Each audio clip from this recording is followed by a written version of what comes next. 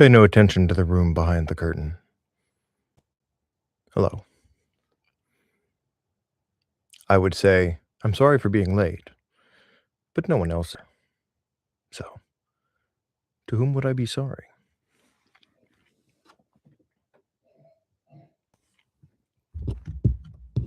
Tonight we'll be reading Tremendous Trifles, again, by G.K. Chesterton. This is one of my favorites. I think it's one of my favorites because it's the third, and therefore every time I read Tremendous Trifles, I manage to make it to this one. I should say every time I start to read it. And familiarity helps, but it is called The Secret of a Train. All this talk of a railway mystery has sent my mind back to a loose memory. I will not merely say that this story is true, because, as you will soon see, it is all truth and no story. It has no explanation, no conclusion. It is, like most of the other things we encounter in life, a fragment of something else, which would be intensely exciting if it were not too large to be seen. For the perplexity of life arises from there being too many interesting things in it for any of us to be interested properly in any of them. What we call its triviality is really the tag ends of numberless tales. Ordinary and unmeaning existence is like 10,000 thrilling detective stories mixed up with a spoon. My experience was a fragment of this nature, and it is, at any rate, not fictitious. Not only am I not making up the incidents, what there were of them, but I'm not making up the atmosphere of the landscape, which were the whole horror of the thing. I remember them vividly, and they were, as I shall now describe. About noon of an ashen autumn day, some years ago, I was standing outside the station at Oxford, intending to take the train to London. And for some reason, out of idleness, or the emptiness of my mind, or the emptiness of the pale grey sky, or the cold, a kind of caprice fell upon me that I would not go by that train at all, but would step out on the road and walk at least some part of the way to London. I do not know if other people are made like me in this matter, but to me it is always dreary weather, what may be called useless weather, that things slings into life a sense of action and romance. On bright blue days I do not want anything to happen. The world is complete and beautiful, a thing for contemplation. I no more ask for adventures under that turquoise dome than I ask for adventures in church. But when the background of man's life is a gray background, then, in the name of man's sacred supremacy, I desire to paint on it in fire and gore. When the heavens fail, man refuses to fail. When the sky seems to have written on it in letters of lead and pale silver the decree that nothing shall happen, then the immortal soul, the prince of the creatures, rises up and decrees that something shall happen, if it be only the slaughter of a policeman. But this is a digressive way of stating that what I have said already, that the bleak sky awoke in me a hunger for some change of plans, that the monotonous weather seemed to render unbearable the use of the monotonous train, and that I set out into the country lanes, out of the town of Oxford.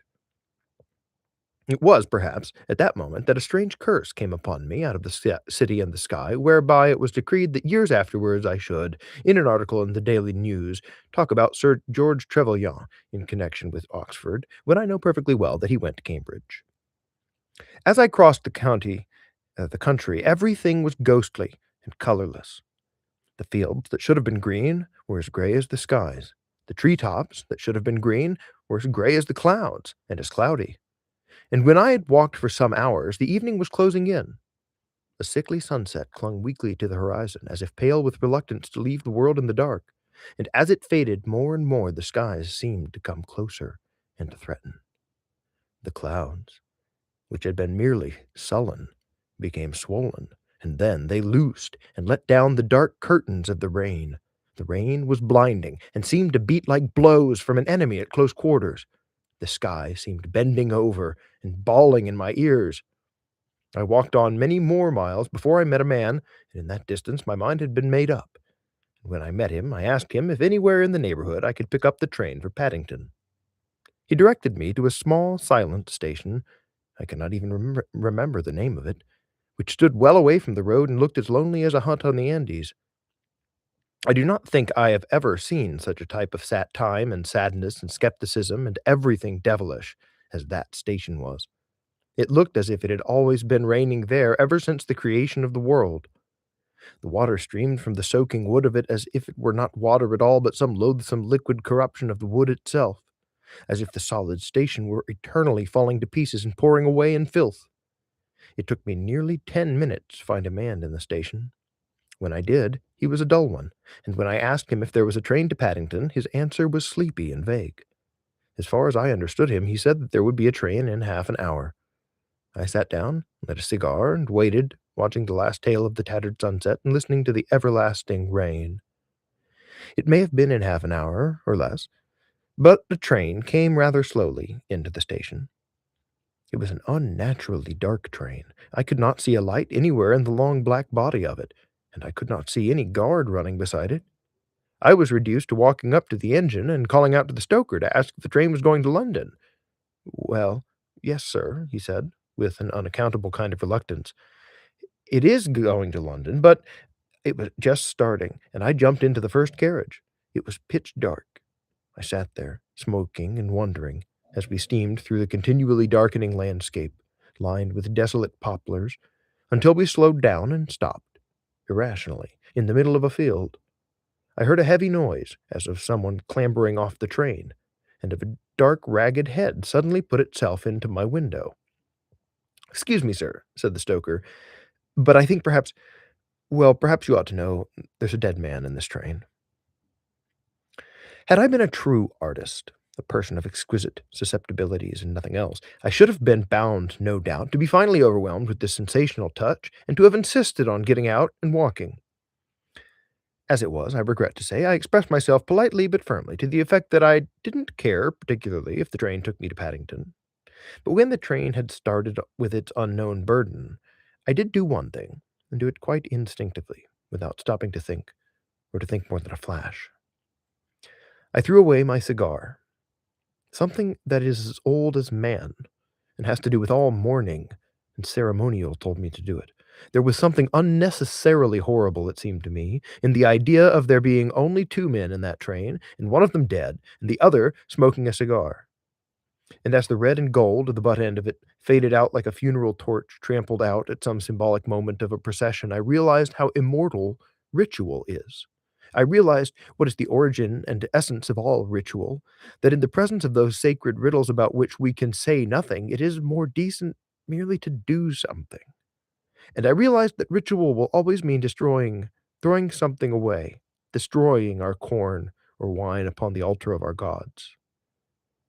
When the train panted at last into Paddington Station, I sprang out of it with a suddenly released curiosity.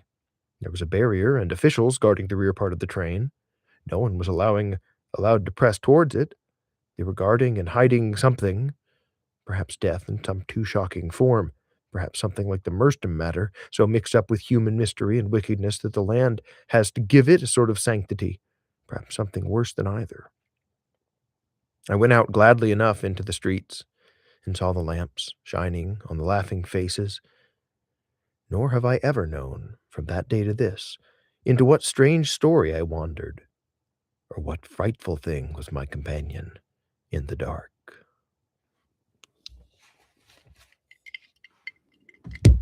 Nope.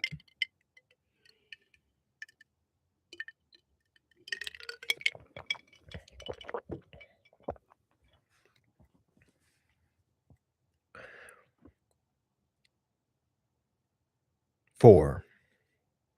The Perfect Game. We've all met the man who says that some odd things have happened to him, but that he does not really believe that they were supernatural. My own position is the opposite of this.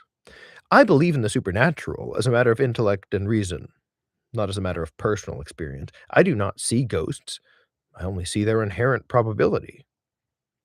But it is entirely a matter of the mere intelligence, not even of the motions. My nerves and body are altogether of this earth, very earthy. But upon people of this temperament, one weird incident will often leave a peculiar impression, and the weirdest circumstance that ever occurred to me occurred a little while ago. It consisted in nothing less than my playing a game, and playing it quite well for some 17 consecutive minutes. The ghost of my grandfather would have astonished me less. On one of these blue and burning afternoons, I found myself, to my inexpressible astonishment, playing a game called croquet. I had imagined that it belonged to the epic of Leech and Anthony Trollope, and I had neglected to provide myself with those very long and luxuriant side whiskers which are really essential to such a scene. I played it with a man whom we will call Parkinson, and with whom I had a semi-philosophical argument, which lasted through the entire contest. It is deeply implanted in my mind that I had the best of the argument, but it is certain and beyond dispute that I had the worst of the game. "Oh, Parkinson, Parkinson," I cried, patting him affectionately on the head with a mallet, "how far you really are from the pure love of the sport, you who can play. It is only we who play badly who love the game itself. You love glory. You love applause. You love the earthquake voice of victory. You do not love croquet. You do not love croquet until you love being beaten at croquet. It is we, the bunglers, who adore the occupation in the abstract. It is we, to whom it is art for art's sake. If we may see the face of croquet herself, if I may so express myself, we are content to see her face turned upon us in anger. Our play is called amateurish, and we wear proudly the name of amateur, for amateur is but the French for lovers. We accept all adventures from Our Lady, the most disastrous or the most dreary. We wait outside her iron gates, I allude to the hoops, vainly essaying to enter. Our devoted balls, impetuous and full of chivalry, will not be confined within the pedantic boundaries of the mere croquet grounds. Our balls seek honor in the ends of the earth. They turn up in the flower beds and the conservatory. They are to be found in the front garden and the next street. No, Parkinson, a good painter has skill. It's the bad painter who loves his art. The good musician loves being a musician. The bad musician loves music. With such a pure and hopeless passion do I worship croquet. I love the game itself. I love the parallelograms of grass marked out with chalk or tape as if its limits were the frontiers of my sacred fatherland, the four seas of Britain. I love the mere swing of the mallets, and the click of the balls as music. The four colors are to me sacramental and symbolic, like the red of martyrdom or the white of Easter Day. You lose all this, my poor Parkinson. You have to solace yourself for the absence of this vision by the paltry consolation of being able to go through hoops and to hit the stick." And I waved my mallet in the air with a graceful gaiety. "Don't be too sorry for me," said Parkinson, with his simple sarcasm. "I shall get over it in time. But it seems to me that the more a man likes a game, the better he would want to play it. Granted that the pleasure in the thing itself comes first, does not the pleasure of success come naturally and inevitably afterwards? Or take your own simile of the knight and his lady love. I admit the gentleman does first and foremost want to be in the lady's presence, but I have never yet heard of a gentleman who wanted to look an utter ass when he was there." "Perhaps not, though he generally looks it," I replied. "But the truth is that there is a fallacy in the simile, although it was my own. The happiness at which the lover is aiming is an infinite happiness, which can be extended without limit. The more he is loved, normally speaking, the jollier he will be. It is definitely true that the stronger the love of both lovers, the stronger will be the happiness. But it is not true that the stronger the play of both croquet players, the stronger will be the game. It is logically possible, follow me closely here, Parkinson, it is logically possible to play croquet too well to enjoy it at all. If you could put this blue ball through that distant hoop as easily as you could pick it up with your hand, then you would not put it through that hoop any more than you could pick it up with your hand. It would not be worth doing. If you could play unerringly, you would not play at all. The moment the game is perfect, the game disappears." "I do not think, however," said Parkinson, "that you are in any immediate danger of effecting that sort of destruction. I do not think your croquet will vanish through its own faultless excellence. You are safe for the present." I again caressed him with the mallet, knocked a ball about, wired myself, and resumed the thread of my discourse. The long warm evening had been gradually closing in, and by this time it was almost twilight. By the time I had delivered 4 more fundamental principles and my companion had gone through 5 more hoops, the dusk was verging upon dark. "We shall have to give this up," said Parkinson, as he missed a ball almost for the first time. "Can't see a thing." "Nor can I answered, "and it is a comfort to reflect that I could not hit anything if I saw it." With that, I struck a ball smartly and sent it away into the darkness towards where the shadowy figure of Parkinson moved in the hot haze. Parkinson immediately uttered a loud and dramatic cry. The situation indeed called for it. I had hit the right ball. Stunned with astonishment, I crossed the gloomy ground and hit my ball again. It went through a hoop. I could not see the hoop, but it was the right hoop. I shuddered from head to foot. Words were wholly inadequate. So I slouched heavily after that impossible ball. Again I hit it away into the night, into what I supposed was the vague direction of the quite invisible stick.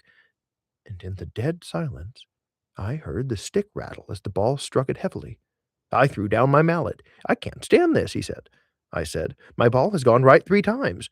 These things are not of this world." "Pick your mallet up," said Parkinson. "Have another go." "I tell you I daren't. If I made another hoop like that, I should see all the devils dancing there on the blessed grass." "Why devils?" asked Parkinson. "They may be only fairies making fun of you. They're sending you the perfect game, which is no game." I looked about me. The garden was full of a burning darkness in which the faint glimmers had the look of fire. I stepped across the grass as if it burnt me, picked up the mallet, and hit the ball somewhere where another ball might be. I heard the dull click of the balls touching and ran into the house like one pursued. I'll read another one. I'm here. 5. The Extraordinary Cabman. From time to time, I've introduced into this newspaper column the narration of incidents that have really occurred. I do not mean to insinuate that in this respect it stands alone among newspaper columns. I mean only that I have found that my meaning was better expressed by some practical parable out of daily life than by any other method. Therefore, I propose to narrate the incident of the extraordinary cabman, which occurred to me only 3 days ago, and which, slight as it apparently is, aroused in me a moment of genuine emotion bordering upon despair. On the day that I met the strange cabman, I had been lunching in a little restaurant in Soho in company with 3 or 4 of my best friends. My best friends are all either bottomless skeptics or quite uncontrollable believers, so our discussion at luncheon turned upon the most ultimate and terrible ideas, and the whole argument worked out ultimately to this: that the question is whether a man can be certain of anything at all. I think he can be certain, for if, as I said to my friends, furiously brandishing an empty bottle, it is impossible intellectually to entertain certainty, what is this certainty which it is impossible to entertain? If I have never experienced such a thing as certainty, I cannot even say that such a thing is not certain. Similarly, if I have never experienced such a thing as green, I cannot even say that my nose is not green. It may be as green as possible, for all I know, if I have really no experience of greenness. So we shouted at each other and shook the room, because metaphysics is the only thoroughly emotionally thing. And the differences between us was very deep, because it was a difference as to the object of the whole thing, called broad-mindedness or the opening of the intellect. For my friend said that he opened his intellect as the sun opens the fans of a palm tree, opening for opening's sake, opening infinitely, forever. But I said that I opened my intellect as I opened my mouth, in order to shut it again on something solid. I was doing it at the moment, and as I truly pointed out, it would look uncommonly silly if I went on opening my mouth infinitely, forever and ever. Now, when this argument was over, or at least when it was cut short, for it will never be over, I went away with one of my companions, who in the confusion and comparative insanity of a general election had somehow become a member of Parliament, and I drove with him in a cab from the corner of Leicester Square to the members' entrance of the House of Commons, where the police received me with a quite unusual tolerance. Whether they thought that he was my keeper or that I was his keeper is a discussion between us which still continues. It is necessary, in this narrative, to preserve the utmost exactitude of detail. After leaving my friend at the house, I took the cab on a few hundred yards to an office in Victoria Street, which I had to visit. Then I got out and offered him more than his fare. He looked at it, but not with the surly doubt and general disposition to try it on, which is not unknown amongst normal cabmen. But this was no normal, perhaps no human cabman. He looked at it with a dull and infantile astonishment, clearly quite genuine. "Do you know, sir," he said, "you've only given me 1 shilling 8 pence." I remarked with some surprise that I did know it. "Now, you know, sir," said he in a kindly, appealing, reasonable way, "you know that ain't the fare from Euston." "Euston," I repeated vaguely, for the phrase at the moment sounded to me like China or Arabia. What on earth has Euston got to do with it? You hailed me just outside Euston Station, began the man with astonishing precision, and then you said, "What in the name of Tartarus are you talking about?" I said, with Christian forbearance. "I took you at the southwest corner of Leicester Square." "Leicester Square!" he exclaimed, loosing a kind of cataract of scorn. "Why, we ain't been near Leicester Square today." What's happening? Oh no, my technology is dead. Jeff Bezos is editing my book as we speak. Knowledge is impossible. Oh wait, knowledge is back.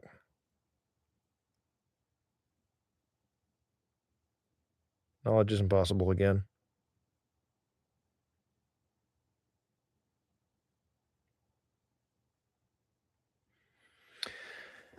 Why, we ain't been near Leicester Square today. You hailed me outside Euston Station, and you said, "Are you mad? Or am I asked with scientific calm. I looked at the man. No ordinary dishonest cabman would think of creating so solid, colossal, and creative a lie, and this man was not a dishonest cabman. If ever a human face was heavy and simple and humble, and with great big blue eyes protruding like a frog's, if ever, in short, a human face was all that a human face should be, it was the face of that resentful and respectful cabman. I looked up and down the street. An unusually dark twilight seemed to be coming on, and for 1 second the old nightmare of the skeptic put its finger on my nerve. What was certainty?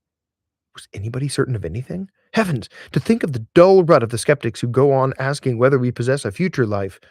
The exciting question for real skepticism is whether we possess a past life. What is a minute ago rationalistically considered except the tradition and a picture? The darkness grew deeper from the road. The cabman calmly gave me the most elaborate details of the gesture, the words, the complex but consistent course of action which I had adopted since that remarkable occasion when I had hailed him outside Euston Station. How did I know, my skeptical friends would say, that I had not hailed him outside Euston? I was firm about my assertion. He was quite equally firm about his. He was obviously quite an honest as man as I, and a member of a much more respectable profession. In that moment the universe and the stars swung in just a hair's breadth from their balance, and the foundations of the earth were moved. But for the same reason that I believe in democracy, for the same reason that I believe in free will, for the same reason that I believe in fixed character of virtue, the reason that could only be expressed by saying that I do not choose to be a lunatic, I continued to believe that this honest cabman was wrong, and I repeated to him that I had really taken him at the corner of Leicester Square. He began with the same evident and ponderous sincerity. "You hailed me outside Euston Station, and you said—" And at this moment there came over his features a kind of frightful transfiguration of living astonishment, as if he'd been lit up like a lamp from the inside. "Why, I beg your pardon, sir," he said. "I beg your pardon. I beg your pardon. You took me from Leicester Square. I remember now. I beg your pardon." And with that, this astonishing man let out his whip with a sharp crack at his horse and went trundling away. The whole of which interview, before the banner of St. George, I swear, is strictly true. I looked at the strange cabman as he lessened in the distance in the mists. I do not know whether I was right in fancying that, although his face had seemed so honest, there was something unearthly and demoniac about him when seen from behind. Perhaps he'd been sent to tempt me from my adherence to those sanities and certainties which I had defended earlier in the day. In any case, it gave me pleasure to remember that my sense of reality, though it had rocked for an instant, had remained erect. Thank you for listening. Have a good night.